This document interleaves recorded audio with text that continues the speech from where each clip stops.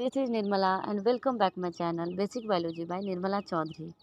Friends, आज का हमारा मोस्ट इम्पॉर्टेंट टॉपिक है रिप्रोडक्टिव हेल्थ। रिप्रोडक्टिव हेल्थ जो 12th क्लास के लिए इम्पॉर्टेंट चैप्टर है। तो चलिए स्टार्ट करते हैं, रिप्रोडक्टिव हेल्थ क्या होता है। ठीक है, आप लोग सुने होंगे हेल्थ इज़ वेल्थ। ठीक है, और जैसा कि हम सभी लोग जानते हैं कि हमारे जो बहुत बड़े विद्वान अरस्तु महोदय हैं, वो भी कहते हैं कि स्वस्थ शरीर में स्वस्थ मस्तिष्क का विकास होता है। यानी कि यदि हमारा शरीर स्वस्थ होगा, ठीक है, तभी हमारा मन का विकास होगा, तभी हमारा मस्तिष्क का डेवलपमेंट होगा। ठीक है, तो जब स्वस्थ शरीर होगा तभी स्वस्थ मस्तिष्क का डेवलपमेंट होगा, ऐसा अरस्तु महोदय कहते हैं। ठीक है, तो आप लोग इस बात को जानते होंगे। यानी कि जब हमारा फिजिकल ठीक होगा तभी हमारा मेंटल ठीक होगा, और जब मेंटल ठीक होगा तभी हमारा सोशल ठीक होगा फ्रेंड्स। ठीक है, तो ये रिप्रोडक्टिव हेल्थ से रिलेटेड है। ठीक है, तो चलिए अब आगे बढ़ते हैं। यानी कि जब हम शारीरिक रूप से स्वस्थ होंगे, ठीक होंगे, तभी हमारा मानसिक रूप से ठीक होंगे। ठीक है, और जब मानसिक रूप से ठीक होंगे फ्रेंड्स, तो अपने आप जो है स्वतः ही हमारा सामाजिक रूप से स्वस्थ होंगे। ठीक है, तो अब चलिए नेक्स्ट आगे बढ़ते हैं। तो चलिए स्टार्ट करते हैं यहाँ से। Complete physical, mental and social wellbeing in all aspect of reproduction. यानी कि ये जो रिप्रोडक्टिव हेल्थ है फ्रेंड्स, इसमें कंप्लीट फिजिकल की बात होती है, मेंटल की बात होती है और सोशल की बात होती है। ठीक है, तो ये जो रिप्रोडक्टिव हेल्थ है फ्रेंड्स, इसमें फिजिकल का भी बात करते हैं, लेकिन किसके एस्पेक्ट में?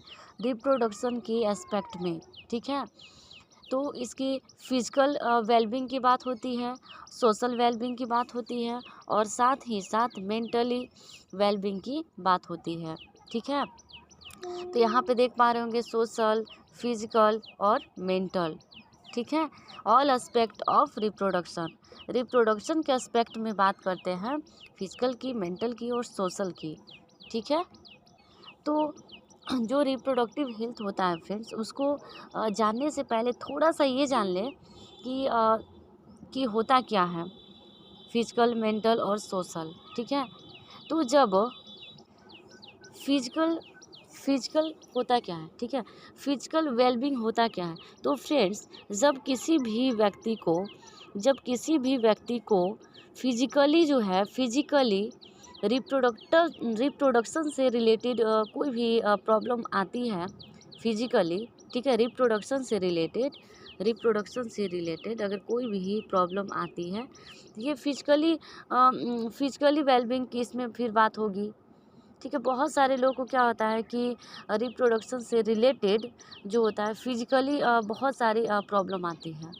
ठीक है, तो ये हो गया फिजिकल, और फिजिकल हो गया। ठीक है, अब मेंटल क्या होता है ये जानते हैं। तो देखिए, जिस व्यक्ति को या फिर किसी भी व्यक्ति को यदि फिजिकली तौर से रिप्रोडक्टिव सिस्टम या फिर रिप्रोडक्शन से रिलेटेड यदि कोई भी प्रॉब्लम आती है, तो ऐसा नहीं है कि उसे सिर्फ फिजिकली ही हो रहा है प्रॉब्लम, साथ ही साथ उसके साथ साथ जो है मेंटली प्रॉब्लम भी होता है।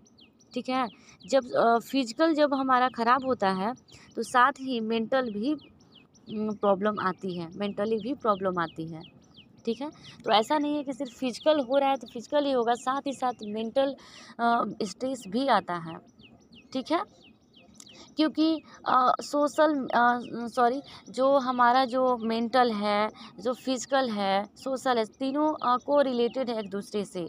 ठीक है, जब हमारा फिजिकल एक्टिविटी या फिर फिजिकल जो रिप्रोडक्शन से रिलेटेड, चूँकि हम रिप्रोडक्शन के एस्पेक्ट में बात कर रहे हैं, तो यदि रिप्रोडक्टिव सिस्टम या फिर रिप्रोडक्शन से रिलेटेड कोई भी चीज़ जब ख़राब होगी, ठीक है, या कोई प्रॉब्लम आएगी, तो उससे मेंटली स्ट्रेस भी आती है।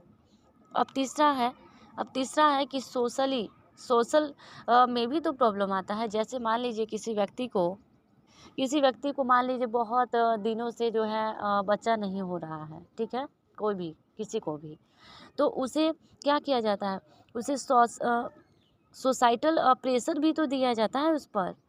तो उस कारण उसका जो सोसाइटल जो प्रेशर के कारण उसका जो मेंटल जो होता है मेंटली तौर से भी वो उसका प्रॉब्लम आता है।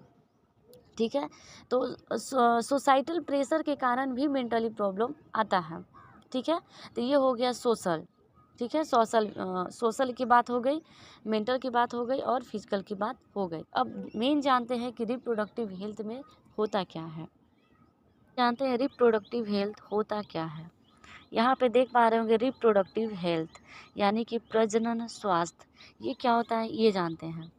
ठीक है, प्रसव के दौरान यानी कि डिलीवरी के टाइम जच्चा और बच्चा दोनों बीमार या मर जाते हैं, या फिर दोनों में से कोई एक अस्वस्थ या मर जाते हैं। इस समस्या के समाधान के लिए प्रजनन स्वास्थ्य का गठन किया गया। तो पहला बात कि प्रजनन स्वास्थ्य का गठन क्यों किया गया फ्रेंड्स। प्रजनन स्वास्थ्य का गठन इसलिए किया गया कि जब बहुत सारे लोग में आप देखे होंगे कि जब डिलीवरी का टाइम होता है तो या फिर उसका बच्चा डेथ कर जाता है, या फिर माँ डेथ कर जाती है, या फिर दोनों डेथ कर जाते हैं। ठीक है, तो जो है यही इसी समस्या को समाधान के लिए, इसके प्रॉब्लम को सॉल्यूशन के लिए जो है क्या लाया गया, प्रजनन स्वास्थ्य लाया गया, यानी कि रिप्रोडक्टिव हेल्थ लाया गया। ठीक है, तो प्रजनन स्वास्थ्य का गठन किया गया। क्यों? क्योंकि बहुत प्रॉब्लम होती थी, कभी बच्चा मर जाता था, कभी माँ मर जाती थी, कभी दोनों मर जाते थे।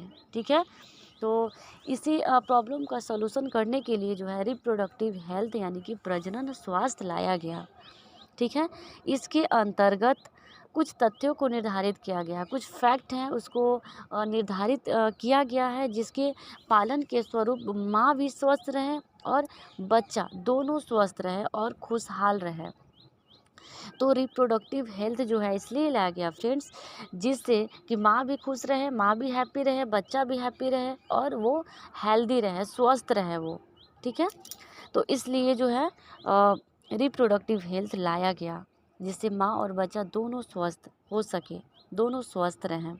ठीक है, अब इसमें बहुत सारे तथ्य हैं, फैक्ट हैं जो लाया गया है। ठीक है, किसको तो रिप्रोडक्टिव हेल्थ के दौरान जो है बहुत सारे फैक्ट लाया गया, जितने भी ये प्रॉब्लम है इसको सॉल्यूशन करने के लिए। ठीक है, तो जैसे पहला है कि मेल तथा फीमेल की शादी का न्यूनतम उम्र क्रमशः 21 तथा 18 होनी चाहिए। यानी कि यहाँ पे थोड़ा सा, तो यहाँ पे फर्स्ट फैक्ट ये लाया गया कि मेल तथा फीमेल का जो शादी का जो न्यूनतम उम्र है, मिनिमम जो एज है, तो उसमें होना चाहिए 21 और 18। यानी कि फीमेल का जो न्यूनतम उम्र होना चाहिए शादी का, वो कितना होना चाहिए, तो 21 वर्ष होना चाहिए। ठीक है, और मेल का होना चाहिए 18 साल। ठीक है, मेल का कितना होना चाहिए फ्रेंड्स, तो 18 ईयर। लेकिन यहाँ पे ध्यान से समझिएगा कि इसको अब चेंज कर दिया गया है। ठीक है, ये अब चेंज कर दिया गया है। कब? 2021 के बाद ये चेंज कर दिया गया है। तो चलिए जानते हैं। 2021 में हुआ ये कि हमारे जो प्रधानमंत्री जो नरेंद्र मोदी जी हैं, उन्होंने 2021 के मार्च में, कब? मार्च में। ठीक है, मार्च में जो है बाल विवाह संशोधन विधेयक कानून लाए। बाल विवाह संशोधन विधेयक जो एक एक्ट आया 2021 में, जिसमें फीमेल के शादी की उम्र 18 से बढ़ाकर 21 कर दिया गया। यानी कि पहले था कि 18 में मिनिमम एज है और इतना में शादी करने का एज था, बट अब इसको चेंज कर दिया गया, इसको बढ़ाकर 21 साल किया गया, 21 साल कर दिया गया। ठीक है, तो ये फैक्ट आपको याद रखना है। पहले था कि मेल की शादी जो 18 साल मिनिमम एज, और फीमेल की शादी 21 साल। ठीक है, मिनिमम एज। लेकिन अब 2021 के बाद हमारे माननीय नरेंद्र मोदी जी इनको चेंज कर दिए, और फीमेल का चेंज कर दिए, और फीमेल का कर दिए 21 साल, 18 से बढ़ाकर 21 साल कर दिया गया। इस फैक्ट को याद रखिएगा, बहुत इंपॉर्टेंट है फ्रेंड। थोड़ा सा यहाँ पे आपको हटके थोड़ा सा बता दूँ कि जैसा कि आप लोग जानते होंगे शारदा एक्ट, कौन सा? शारदा एक्ट। ठीक है, शारदा एक्ट किससे रिलेटेड है फ्रेंड? ये बाल विवाह निषेध से रिलेटेड है, शारदा एक्ट। ठीक है, तो शारदा जो एक्ट है फ्रेंड, ये बाल विवाह निषेध का जो एक्ट आया था उससे ये रिलेटेड है, जो 1929 में आया था। इसमें होता यह है कि जो 18 साल से कम उम्र की जो बच्चियां या बच्चों की शादी होता था, ठीक है, उसको उसमें रोक लगाने के लिए जो है शारदा एक्ट आया था, यानी कि बाल विवाह निषेध कार्यक्रम आया था। ठीक है, तो ये बाल विवाह को रोकने के लिए ये कार्यक्रम आया था, तो इससे थोड़ा सा रिलेटेड है, इसलिए मैं थोड़ा सा बता दूं कि ये बाल विवाह जैसे पहले क्या होता था कि कम उम्र में शादी हो जाती थी और जच्चा और बच्चा दोनों मर जाते थे, या कोई एक जीवित रहते थे तो एक मर जाते थे फ्रेंड्स। तो यहाँ पे जो है कि तो दोनों को ध्यान में रखते हुए ये एज को बढ़ा दिया गया है। ठीक है, तो शारदा एक्ट जो किससे रिलेटेड है, बाल विवाह निषेध कार्यक्रम से रिलेटेड है, यानी कि इसमें जो 1929 में लाया गया था, और इसमें जो है 1929 में लाया गया था। ठीक है, बाल विवाह को रोकने। अब आगे दूसरा फैक्ट ये है फ्रेंड्स, दूसरा फैक्ट यहाँ से कलर चेंज करके, जैसे दूसरा फैक्ट ये है कि पहला प्रेगनेंसी शादी के 3 साल बाद होनी चाहिए, यानी कि यदि फर्स्ट प्रेगनेंसी है, ठीक है, तो उसके 3 साल बाद जो है, 3 साल बाद जो है, जैसे शादी हुआ, शादी के मान लीजिए 21 साल है, ठीक है, तो इसके 3 साल बाद जो है फर्स्ट प्रेगनेंसी होना चाहिए, और दूसरा प्रेगनेंसी पहले प्रेगनेंसी के 3 साल बाद होनी चाहिए, यानी कि जो डिफरेंस है फ्रेंड्स 3 साल का है। मान लीजिए पहला प्रेगनेंसी जो है, ठीक है, पहला प्रेगनेंसी हुआ और दूसरा प्रेगनेंसी होने की बीच का जो गैप कितना है, 3 साल है। ठीक है, तो दूसरे प्रेगनेंसी 3 साल बाद होना चाहिए, पहले प्रेगनेंसी के 3 साल बाद होना चाहिए, ये भी इम्पोर्टेंट फैक्ट है। ठीक है, रिप्रोडक्टिव हेल्थ के चैप्टर में। ठीक है, तो पहला प्रेगनेंसी शादी के 3 साल बाद होना चाहिए। ठीक है, शादी हुआ उसके 3 साल बाद फर्स्ट प्रेगनेंसी होना चाहिए। ठीक है, और दूसरा प्रेगनेंसी जो होना चाहिए वो कब होना चाहिए, तो पहले प्रेगनेंसी के 3 साल बाद, यानी कि जो फर्स्ट प्रेगनेंसी है उसके 3 साल बाद होना चाहिए। ठीक है, तो आपको ये चीज़ समझ में आ रहा होगा फ्रेंड्स। अब आगे गर्भावस्था के दौरान, यानी कि प्रेगनेंसी के टाइम, गर्भावस्था के दौरान गर्भवती महिला को स्त्री रोग विशेषज्ञ डॉक्टर से इलाज करवाना चाहिए। ये भी रिप्रोडक्टिव हेल्थ का एक पार्ट है, एक फैक्ट है कि जब प्रेगनेंसी पीरियड चल रहा होता है तो उस टाइम फीमेल को जो लेडीज़ डॉक्टर स्पेशलिस्ट होती है उससे उसका इलाज करवाना चाहिए। जो लेडीज़ डॉक्टर जो होती है, यानी कि स्त्री रोग विशेषज्ञ, उससे इलाज करवाना चाहिए। ठीक है, अब 4 फैक्ट में है कि गर्भावस्था के दौरान चौथे, 5वें और 6ठे महीने, यानी कि जब प्रेगनेंसी पीरियड जब चल रहा हो उसके चौथे महीने और 5वें और 6ठे महीने में टेटनस का टीका लगवाना चाहिए। ठीक है, टेटनस का टीका लगवाना चाहिए, और ये बहुत इंपॉर्टेंट होता है फ्रेंड्स, टेटनस का टीका। अब नेक्स्ट 5वां फैक्ट ये है फ्रेंड्स कि गर्भावस्था के दौरान आयरन, कैल्शियम तथा फॉलिक एसिड का 100 गोलियां का सेवन करना चाहिए, यानी कि जब प्रेगनेंसी पीरियड चल रहा हो उस टाइम जो है आयरन का भी लेना चाहिए और कैल्शियम का लेना चाहिए और फॉलिक एसिड का 100 गोलियों का सेवन करना चाहिए, 100 गोली खाना चाहिए प्रेगनेंसी जब चल रहा होता है, प्रेगनेंसी पीरियड तब। ठीक है, अब 6ठा फैक्ट है फ्रेंड्स कि प्रसव की क्रिया अस्पताल में होनी चाहिए। प्रसव यानी कि डिलीवरी का जो भी क्रिया है, ठीक है, डिलीवरी का जो भी वर्क है फ्रेंड्स, वो सब कहाँ होनी चाहिए, अस्पताल में, यानी हॉस्पिटल में होना चाहिए फ्रेंड्स। ठीक है, तो प्रसव की क्रिया अस्पताल में होनी चाहिए।